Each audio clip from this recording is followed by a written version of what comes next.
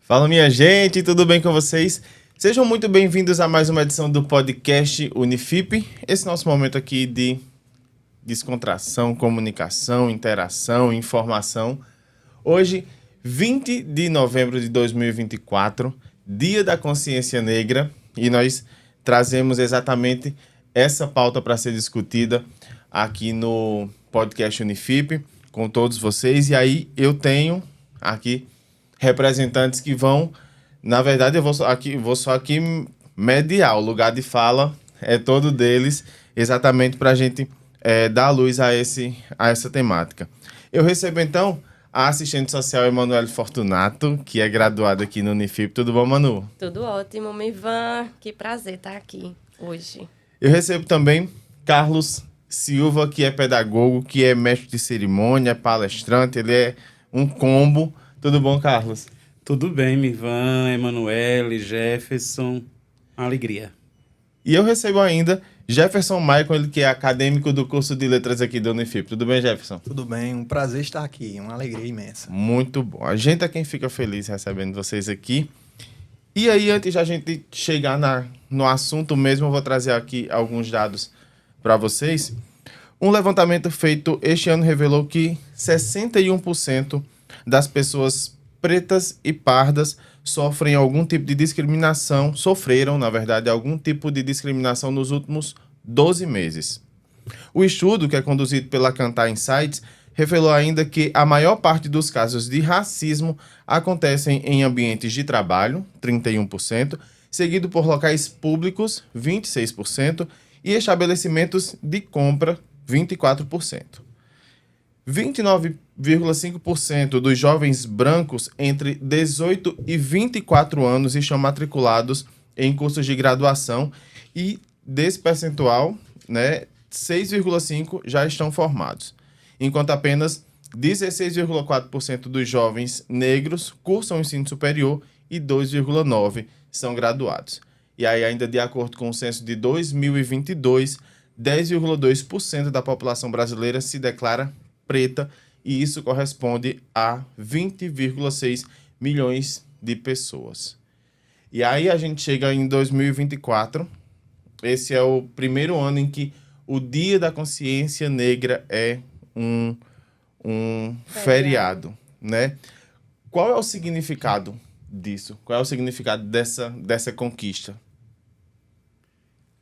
Iniciemos, portanto, para lembrar de que, para além de um feriado, existe uma história de luta, uma história de resgate, uma história de valorização, uma história, infelizmente, triste, uma página triste da nossa história do Brasil, mas com esse feriado nós queremos provocar, pelo menos na consciência das pessoas, se não no comportamento, porque é algo cultural e precisa ser trabalhado de forma mais contínua, mas pelo menos na consciência dizer, existe pessoas negras importam, pessoas negras precisam ser evidenciadas, enaltecidas, como pessoas de qualquer outra cor. É um feriado que nós já tínhamos outros feriados no Brasil, né, que contempla assim, a existência, a luta de outras pessoas brancas. A gente traz o exemplo de Tiradentes, por exemplo, que já é feriado nacional no Brasil há muitos anos. E aí a gente vem tentando conquistar essa luta, que é um momento de muita luta, tanto dentro do Congresso, para conseguir levar essa pauta e fazer com que essa pauta ela se torne uma lei, e essa lei se torne feriado. E aí a gente vem com essa discussão, a gente só está aqui hoje, né? Porque esse dia existe e esse dia é direcionado para a gente fazer essas discussões. Apesar de que a gente fala sempre que esses dias eles precisam ser contínuos, a luta precisa ser contínua, mas a gente também precisa celebrar essas vitórias, porque é uma vitória, né? A gente faz parte de um país que é estruturalmente racista. Então, em um país que tem a sua formação estruturalmente racista, que cresceu e se desenvolveu sob a mão de obra do trabalho de pessoas, homens e mulheres, negros e negras, ter um feriado, né, que comemora, que celebra e que também é um dia de luta, como o Dia da Consciência Negra, é algo que a gente tem que se alegrar, mas é um dia de muita luta e conscientização também. E é um dia, assim, que nos leva a refletir, não apenas em relação aos negros, mas qualquer forma de preconceito, né? Qualquer forma de discriminação, deve ser considerado algo que é um crime muito grande, sabe? É algo muito errado julgar as pessoas pela aparência, pelas suas características fenotípicas, né? Mas, assim, esse dia é um dia bem especial, né? Um dia que nos leva a pensar e refletir. Não, meu próximo, ele tem o mesmo sangue, né? Ele tem as mesmas necessidades fisiológicas, né? Ele tem a mesma necessidade de conviver entre pessoas, de se relacionar, né? E não são as suas características físicas que determinam quem a pessoa é, né? Mas, assim, o seu caráter. Tem, pelo que, assim, levando o que Jefferson falou agora, tem até uma cena do filme, do primeiro filme, O Paió, Sim. que é com Lázaro Ramos, e ele tá contracenando com Wagner Moura, que ele diz exatamente isso. Se vocês nos dão um tiro, a gente não morre igual. Verdade. Se vocês nos batem, a gente não sangra igual. Exatamente. Né? Quando a gente sofre, a gente não chora igual. Então, por que a gente não é igual? Eu acho essa cena... não posso dizer a palavra. Suspeitos a falar, né? Verdade. Mas é interessante, Mirvan e os demais, que a gente, historicamente, tivemos a mão de obra negra a fazer com que a economia girasse, e o país crescesse e se desenvolvesse. E agora é por causa dos negros que o país para num feriado. Exato. Para dizer à economia que sim, nós também fazemos ainda hoje, já não mais com a mão de obra barata, mas com as nossas mentes, com a capacidade que nós temos de continuar servindo ao nosso povo, à nossa gente, ao nosso país. Então, é muito, muito metafórico isso, de que por causa da mão de obra negra, tantas dores e sofrimentos históricos, e agora, no Dia da Consciência Negra, nós paramos tudo para refletir, pelo menos. E essa reflexão, ela tem que vir já da base, né? Assim, a construção da sociedade começa na escola. Educação. E na educação. E aí eu quero saber, Manu teve hoje palestrando numa escola, não foi? Manu teve essa experiência, Carlos que já é pedagogo, Jefferson que vai ser um professor, né? Como é que as escolas, elas podem trabalhar isso de uma forma mais efetiva? Bom, algumas escolas elas já trabalham, né? Já reforça a importância de não haver bullying dentro da sala de aula, seja com qualquer forma de discriminação, né? Inclusive negro, né? Porque a nossa sociedade é uma sociedade formada por brancos, negros, pardos, então todos carecem de respeito, né? É preciso haver um respeito. Então, assim, graças a Deus as escolas estão trabalhando, mas ainda precisa reforçar muito esse ponto, né? Porque o preconceito, ele destrói relacionamento, destrói uma sociedade, né? Inclusive, teve um filósofo que me foge à memória que falou a respeito disso aí, né? Sobre a discriminação de uma característica física de uma pessoa. Isso é de uma falta de ética muito grande, né? Por isso que é bom começar de base mesmo. Falta até de humanidade, né? Humanidade. E o processo de racismo é isso, né? Ele desumaniza os corpos negros, assim. E aí essa experiência de tentar trazer esse debate para a escola, ele fica muito evidente no assustamento que as pessoas tiveram, né? Assim, agora, por exemplo, na redação do Enem, que a gente estava debatendo até antes, né? E aí muitos alunos vão se deparar com esse tema e vão se assustar, porque a gente sabe do déficit que é ainda tratar essa questão como uma questão basilar do ensino, né? E aí existem o esforço de muitos professores, e às vezes são esforços muito individuais mesmo, desses professores tentarem levar como projeto de extensão, esse debate para a sala de aula. E aí não supre, porque a gente precisa disso curricularizado nessas escolas. Porque esse debate ele é importante porque é a nossa história, é a história do nosso povo, né? Quando a gente está falando dos navios negreiros, a gente não está falando que escravos chegaram no Brasil. A gente tá falando que pessoas foram escravizadas e que dentro desses navios negreiros não estavam vindo escravos. Estava vindo ciência, estava vindo cultura, estava vindo culinária, estava vindo tecnologia. Porque são corpos pensantes que produziam para além dessa mão de obra escravizada, né?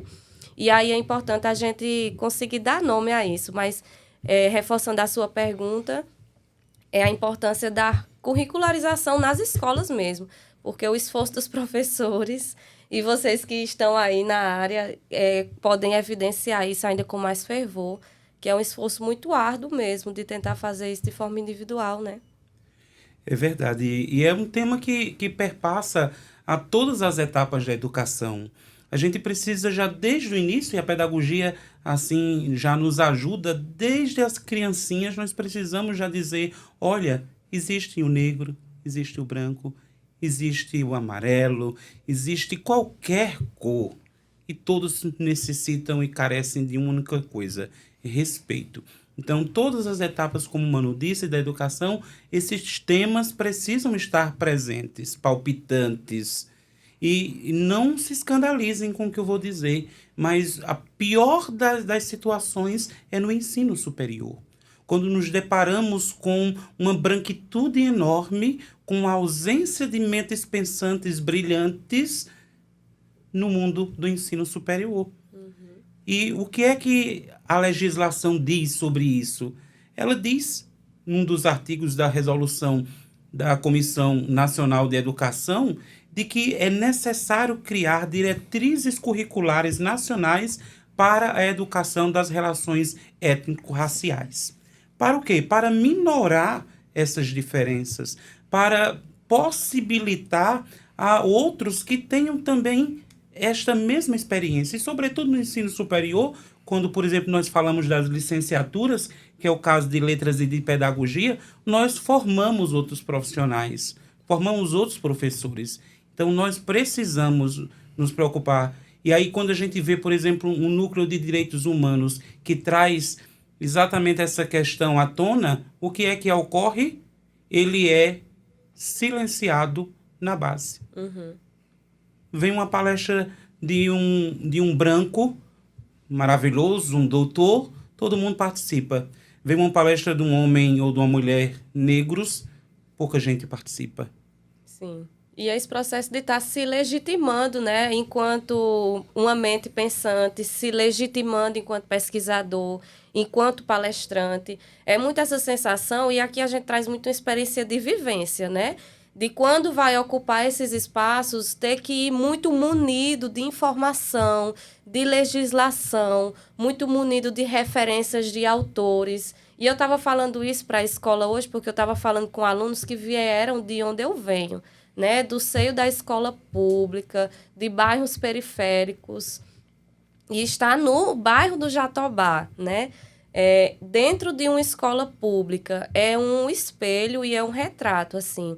Então, a vivência que eu tento levar quando eu estou debatendo com essas pessoas que são iguais a mim, né, e que eu sou igual a elas, é de que, gente, não tem referência no mundo intelectual que a gente vai trazer de livro, enfim, maior do que a referência que a gente tem dentro da nossa casa. Eu, como uma mulher negra, sou filha de uma mulher negra que vivenciou e experienciou o que é nascer, crescer e se desenvolver dentro de um estado racista e dentro de uma sociedade que violenta os nossos corpos a todo momento. Só que são violências diversas e algumas são tão sutis que quando a gente não sabe da nossa história, quando a gente não tem conhecimento sobre a nossa identidade, a gente não consegue identificar.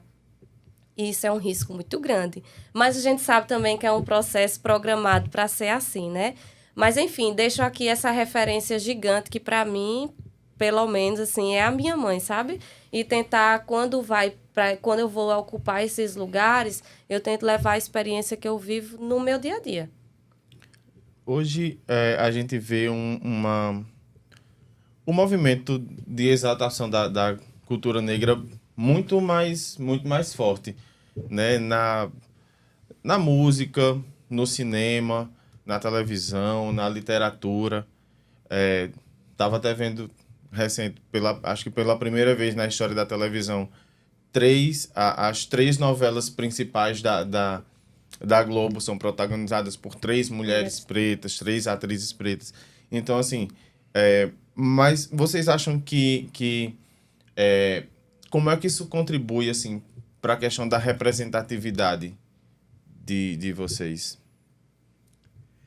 É um pouco complicado, de uma palavra do Jefferson, é um pouco complicado a gente imaginar, porque isso é tão enraizado de uma cultura europeizada, branca, dominante, de que, às vezes, até mesmo essas expressões culturais, elas acabam, de certa forma, nos bastidores ali, elevando algo que não é somente isso. Por exemplo, quando se coloca uma mulher negra de uma beleza exuberante, mas aí coloca ela só para dançar até o chão, talvez isso não traga a representatividade que a gente anseia.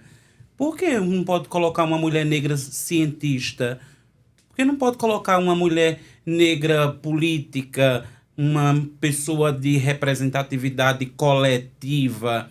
Então, historicamente, e as novelas estão aí, os enredos estão aí para dizer, é sempre o povo negro que está nos bastidores, ainda nos calabouços do navio negreiro, ainda na cozinha, ainda como doméstica, ainda com todas aquelas culturas de que as pessoas negras são inferiores. Mas é claro que a gente se alegra quando vê um Gilberto Gil chegar na Academia Brasileira de Letras. Isso enche-nos de orgulho. É claro que a gente se orgulha da história de Zumbi dos Palmares, que inclusive dá nome ao nosso dia. É claro que a gente lembra de Abdias Nascimento, um grande geógrafo, um grande pensador, um grande cientista, um homem negro, Joaquim Nabuco, enfim, tantas expressões de pessoas negras, de Conceição Tavares, belíssima. Então, a gente precisa estar presente, mas estar presente de forma positiva e de forma que eleve o nosso nome. Sim. Jefferson. Ok, assim, a participatividade dos negros, seja em qualquer âmbito da sociedade, depende muito da capacidade da pessoa e não da sua característica física, né? Porque, assim, não tem nada a ver uma pessoa ser médica, branco ou negro, porque os dois têm a mesma capacidade, né? Os dois têm a sua capacidade de atuar nas suas áreas, independente da sua cor, características, né? E nós tivemos muitas referências negras da história, né? Como, por exemplo, nós vemos Barack Obama, né? Puxando para um lado internacional. Nós vemos Barack Obama, que é uma referência no mundo, o primeiro presidente negro, né? Se não me engano. E nós vemos outras pessoas, né? Hoje em dia, graças a Deus que hoje em dia as igrejas, puxando para o âmbito religioso, não é separada em igreja de brancos, em igreja de negros, né? Mas tem lá, até o pastor é negro, né? Ou seja, independe da cor da pessoa. A pessoa é o que é pelo seu caráter, né? Pelo aquilo que manifesta e não pela sua aparência, né? Eu entendo o que Jefferson tá falando. Não dá para medir, né, intelectualidade pela cor da pele, obviamente. Mas, assim, compreendendo a expansão disso aqui, né, e que os estudantes vão ver, vão dar de conta, e eu espero que sim, porque é um tema muito importante. Eu acho só importante a gente pontuar, assim, que, de fato, nós somos pessoas extremamente capazes e muito boas naquilo que nos propomos a fazer. Exato. Mas é muito importante a gente pontuar como é feito mesmo o processo de institucionalização do racismo, né? Que é um processo que faz com que os nossos corpos não ocupem esses lugares. Não porque não somos bons o suficiente, mas porque o próprio Estado, e aí eu falo Estado no âmbito nacional mesmo, sabe? No âmbito de políticas públicas, de políticas afirmativas. e de como isso é feito para nos afastar desses lugares, né? Eu falo como dentro da escola pública, por exemplo, o número de evasão escolar ainda é majoritariamente, né, de pessoas, homens e mulheres, negros e negras. Eu falo como, por exemplo, dentro da maternidade, o número de violência obstétrica ele ainda é cometido contra mulheres negras. Então, são mecanismos, e especificamente na educação, que faz com que a gente não acesse esses lugares. Quando a gente sai da escola, geralmente, a gente sai da escola para trabalhar. Né? Verdade. E aí, aquele momento que a gente podia estar estudando, a gente tem que trabalhar, porque a gente tem que ajudar a mãe da gente em casa, a gente tem que se desdobrar. Quando a gente está na faculdade, quem consegue chegar lá, né? A gente tem que conciliar estudo com trabalho, e com casa, e jornada tripla. Quando uma mulher negra sai de casa para fazer suas atividades, e aí eu trago o meu exemplo mesmo, né? Eu sempre carrego outras pessoas comigo, então é sempre aquela necessidade de voltar para casa e retribuir tudo que eu consigo na rua, né? E aí é muito aquela música de Emicida, né? Viver é partir, voltar e repartir. E é sempre essa sensação que eu não carrego como um peso, mas não tem como romantizar esse processo. A gente não vence sozinha, a gente não desfruta dessa vitória sozinha, e aí a gente, infelizmente, não consegue acessar lugares como pessoas brancas, e isso é um fato que a gente precisa pontuar. Não consegue acessar lugares como pessoas brancas conseguem. E isso quer dizer sala de aula, isso quer dizer mercado de trabalho de qualidade. E aí a gente precisa pontuar isso, porque não somos bons, obviamente, mas foram tiradas as possibilidades de chegarmos lá com vida, gente. Porque quando a gente chega, é desfalecendo, de cansado, né? Porque o fardo que a gente carrega, ele é triplamente maior por todas essas questões. Só para lembrar vocês quanto isso é impactante, eu faço parte de um grupo de pessoas, de pesquisadores, de leitores, amantes da literatura, e certa vez eu fui convidado para ser o mestre de cerimônia. E aí eu me vi obrigado, porque era uma sala com, acho que quase 100 pessoas, e apenas eu de negro. E aí eu tomei a liberdade de dizer, olhe, hoje a senzala foi quebrada. Os senhores do engenho da literatura europeia, dos grandes filósofos, pensadores, hoje eles terão que ouvir um homem negro pegar o microfone e conduzi-los. Exato. É claro que foi um burburinho no momento, né? Todo mundo olhando, mas eu tinha que dizer algo, porque era a minha vida que estava ali. E eu estava me vendo numa representatividade mínima. Dos 100, só eu. Algo estava errado. Não há outros homens e mulheres negros e negras que gostem de literatura, que escrevam, que sejam pensadores, cientistas, que sejam as pessoas mais simples da vida, mas que mereçam estar aonde eles desejarem estar. Mano colocou agora há pouco a questão de quando sai da escola tem que trabalhar, né? E nem sempre, e quando alcança esse objetivo, é à custa de muito esforço, muita dedicação, enfim. Quais são os maiores desafios da comunidade negra no mercado de trabalho? E eu queria saber também o que é que vocês acham das políticas públicas, das políticas afirmativas, né? Se ajuda ou se... né? Qual é a visão que vocês têm? Eu acho que a participação da gente no mercado de trabalho, ela é protagonizada ainda pela precarização do trabalho. E aí vou puxar o gancho porque eu estudo, né? Porque... E aí, o que eu me debruço é estudar isso mesmo, a precarização no mundo do trabalho, as transformações no mundo do trabalho. E quando a gente vai se debruçar sobre isso, o perfil de trabalhadores que a gente encontra, que estão na marginalização assim, desse processo de trabalho, são trabalhadores, homens e mulheres, negros e negras, né? E aí o maior número de empregadas domésticas que atuam também são representadas por mulheres negras. E a gente tem uma representação dos nossos corpos, ocupando esses espaços de trabalho ainda marginalizados.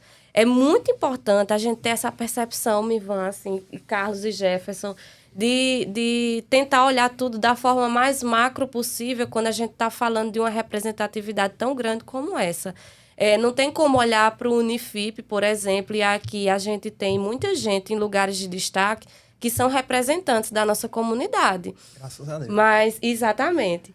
Mas, assim, não é o espelho da realidade do nosso país. E aí a gente precisa fazer essa análise da forma mais macro possível. A gente precisa olhar para o Estado brasileiro e ver que os nossos corpos eles estão ocupando, dentro do mercado de trabalho, os lugares mais marginalizados ainda.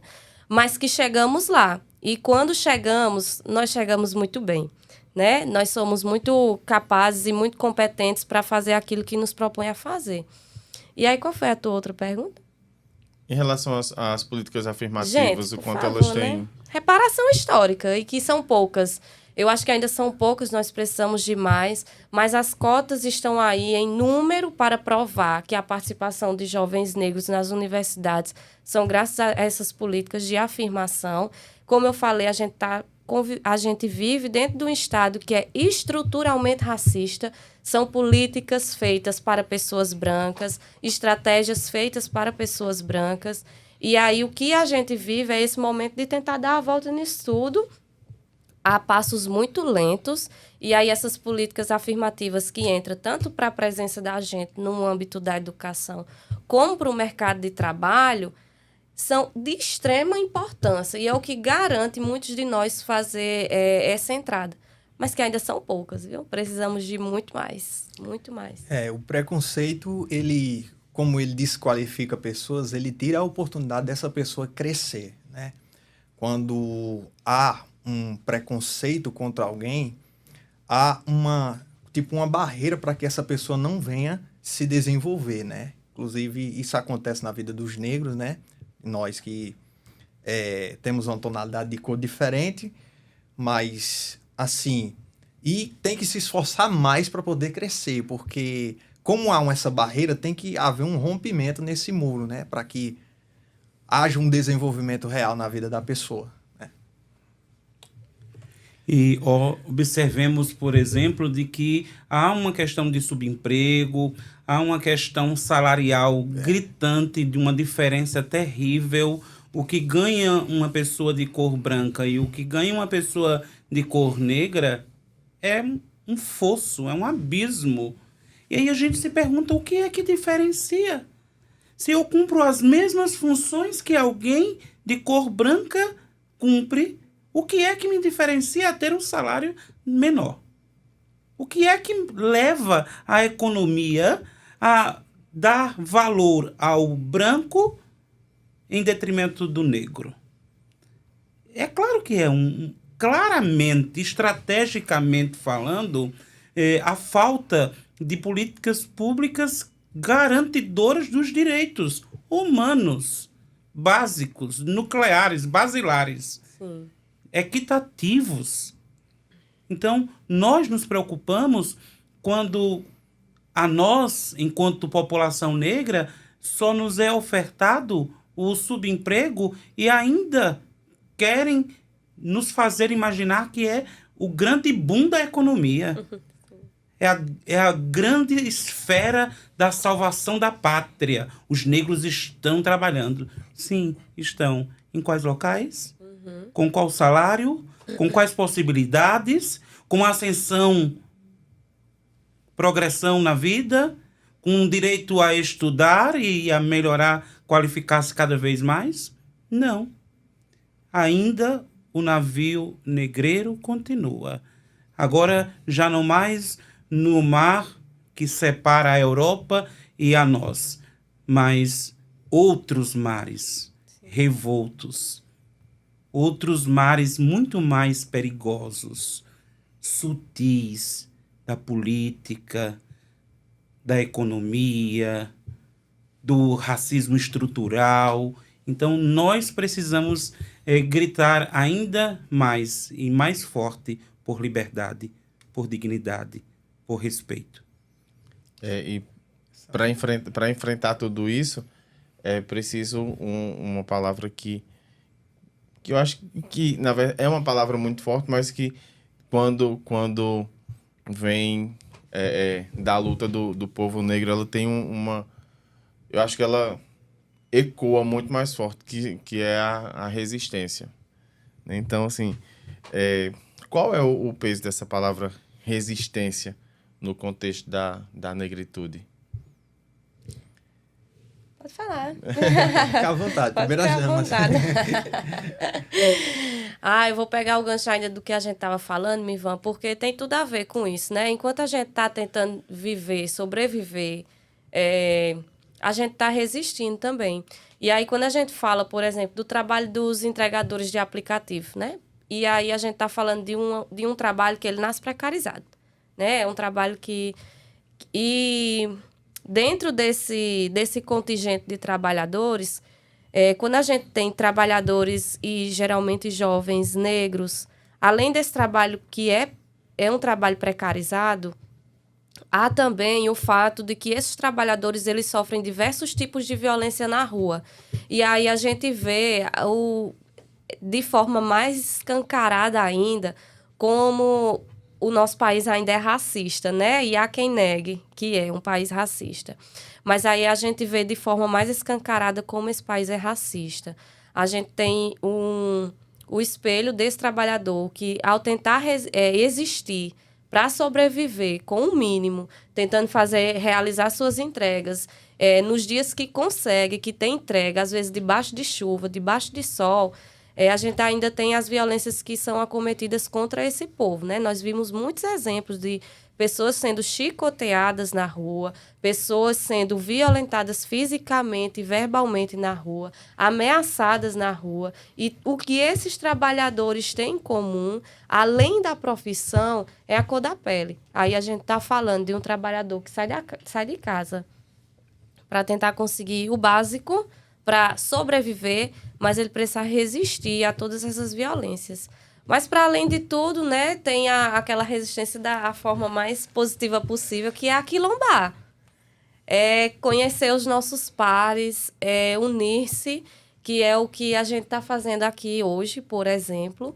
E aí, para mim, é uma das formas de resistência mais potente que a gente tem. É o aquilombamento, sabe? É encontrar os nossos pares, entender quem nós somos, de quais grupos nós fazemos parte e resistir juntos, sempre em coletivo. Bom, falou em resistência por parte do negro ou por parte daquele que usa de preconceito? Resistência por parte do povo negro. A resistência de exatamente como o Mano falou, de continuar lutando, de continuar se reafirmando e dizendo, esse aqui é o meu lugar. Exato. Aquilo que a gente conquistou hoje foi fruto de sangue no passado, né? Houve uma história trágica, né? Uma história longa e trágica, porque a escravidão ela foi longa, trágica e torturante, né? E aos poucos os negros foram ganhando a sua liberdade, né? Veio a Princesa Isabel, veio a liberdade. E, aos poucos, o negro foi ganhando espaço dentro da área da arte, da educação, né, da literatura, né? Mas, mesmo assim, o preconceito continua, né? O preconceito, ele continua e requer, sim, uma resistência, requer uma oposição, né? Uma oposição não às pessoas em si, mas às ideias erradas das pessoas, né? A respeito do racismo, a respeito de um preconceito contra o negro, né? Olha, para resistir é necessário existir. E para existir é necessário que haja uma compreensão, uma autodeterminação, um autoconhecimento. Então, sobremaneira, nós precisamos imaginar que o povo negro ainda está, como o Mano disse, fugindo dos quilombos. É quilombo quando está na favela, é quilombo quando está no camburão, é quilombo quando está na rua, é quilombo quando está no presídio, é quilombo quando não lhe é ofertado ou dado oportunidades dignas. Então, os quilombos ainda existem. E a alforria ainda se faz necessária. Porque não há de se gritar a liberdade, aquela de Zumbi e de tantos outros que nos antecederam, ainda ecoa em nós a dor dos nossos irmãos naquele navio negreiro. Ainda ecoa em nós quando um jovem negro é assassinado somente por ser negro. Ecoa em nós quando nós observamos as diferenças gritantes em diversas áreas, levando em conta somente a etnia, a cor da pele. Então nós precisamos resistir. E a melhor forma de resistir é falar. Não tem outra. É gritar aos quatro ventos que nós, negros, ainda continuamos tendo e sofrendo preconceito. Eu sofro preconceito quase todos os dias. E acho que os meus colegas também já passaram por situações igualmente. Eu a cada dia preciso resistir, acordar e dizer, hoje eu preciso ser forte. Porque somente assim é que nós teremos a liberdade cantada, entoada pelos tambores e alegrada pela dança e potencializada pela gastronomia e festejada pelo axé. Enfim, nós todos gritaremos um dia. Queira Deus, Oxalá, que nós possamos dizer que somos iguais. É isso. E é impossível, né? É impossível a gente falar sobre consciência negra sem falar de um racismo. O racismo é algo absurdo, né? É algo assim que, se a gente for parar para pensar, não faz sentido, né? Ter racismo, julgar uma pessoa por ela ser negra, por ela ser branca, por ela ser parda, né? É algo que não faz sentido, mas infelizmente é presente, né? Infelizmente é presente. E como a gente fala de no âmbito da educação, né? Estamos no Centro Unifip, ainda está presente nas escolas, ainda está presente nas universidades, né? Que a gente possa, em breve, né, ou dentro desse processo de construção, né, de novas mentes, de desconstrução, Sim, né, de outras. algumas outras, que a gente possa chegar aí nesse propósito de realmente oportunidades mais iguais para todos. Eu fico muito feliz de estar aqui mediando essa conversa. Como eu disse, as falas são de vocês. A gente está chegando no finalzinho já do podcast, mas só para encerrar, eu queria que vocês me dessem assim, quem vocês poderiam apontar como uma referência para vocês. Manu já colocou a mãe dela aqui como referência, mas Carlos também, Jefferson. Bom, eu sou evangélico, eu tenho uma referência de um pastor Adeildo Costa, né? Pastor renomado, né? Um teólogo. E, graças a Deus, ele pregou a palavra com afinco, né? Um homem negro foi aceito, né? E é uma referência para mim, né? O pastor Adeildo Costa, dentre outros pregadores. Já que estamos no mundo materno, então eu evoco também a figura da minha mãe, uma mulher negra, de pouca instrução, mas de uma sabedoria enorme, que ensinou-me as mais belas lições, ensinou-me já desde pequeno o valor do respeito, da ética, da dignidade. Então, todos estes valores me forjaram ser o que hoje sou. Até brinco quando as pessoas dizem, e o humor? Porque você às vezes é tão bem-humorado. Eu disse, o humor não vem da veia, ele vem da velha, da minha mãe. Ela também é assim e me ensinou que a gente não precisa chorar, a gente não precisa se lamentar a todo instante. Temos dificuldades, temos dores, temos preconceito, temos racismo, temos tantas coisas, mas ela me ensinou, sorria, levanta a cabeça, siga, não permita que ninguém diga o que quiser de você. Você tem que dizer o que você é, o que você deseja ser, o que você anseia ser. Então, ela me ensinou sobre o sonho e eu continuo a sonhar. Sonhar por uma sociedade mais justa, mais igual, mais fraterna, onde peguemos na mão o branco, o negro, o amarelo, independente da cor, e sigamos, vivamos, sejamos felizes. Onde venha predominar o amor, né? Porque sem amor, a sociedade ela não se desenvolve, ela não consegue ser unida, né? Ser ligada. Porque tem muita gente que está junto, mas não está unido, né? Sim. Então, é preciso haver o amor. Esse foi só o primeiro podcast, porque eu acho que essa conversa vai mais longe. Uma continuidade. Não, eu sei que Mivan disse que eu já referenciei alguém, gente, mas eu queria muito, e foi minha mãezinha, né? Marinês, uma mulher empregada doméstica, negra, analfabeta, que vive e resiste por nós e para nós, é a minha maior referência.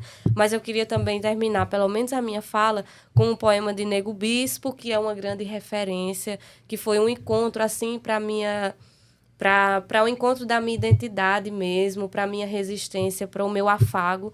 E aí, um quilombola pensador, ativista, e aí ele fala assim, né? Fogo, queimaram Palmares, nasceu Canudos. Esse poema é sobre resistência, né? Fogo, queimaram Canudos, nasceu Caldeirões. Fogo, queimaram Caldeirões, nasceu Pau de Colher. Fogo, queimaram Pau de Colher. E nasceram e nascerão tantas outras comunidades que os vão cansar se continuarem queimando, porque mesmo que queimem a escrita, não queimarão a oralidade. Mesmo que queimem os símbolos, não queimarão os significados. Mesmo queimando o nosso povo, não queimarão a ancestralidade. E é sob essa ancestralidade que eu acordo e resisto todos os dias. Show. Muito obrigado pela aula que vocês deram. Eu fico novamente muito feliz. Muito obrigado a vocês que acompanharam a gente aqui. Segue todo mundo aqui também, né? Mas segue os nossos perfis nas redes sociais, @UnifipOficial. Acesse o nosso site para saber o que está acontecendo no Centro Universitário de Patos.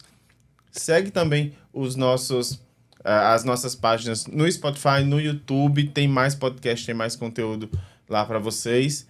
E só agradecer novamente. Realmente a gente tem assunto aí para 2, 3, uma série de podcasts. A gente não conseguiu falar ainda sobre a ancestralidade. Sim. Faltou a gente conversar também um pouco sobre a apropriação cultural. Mas assim, a gente, né, tem outros temas aí para serem debatidos. Valeu, obrigado a vocês, obrigado a todo mundo. Obrigada. Valeu, foi um prazer.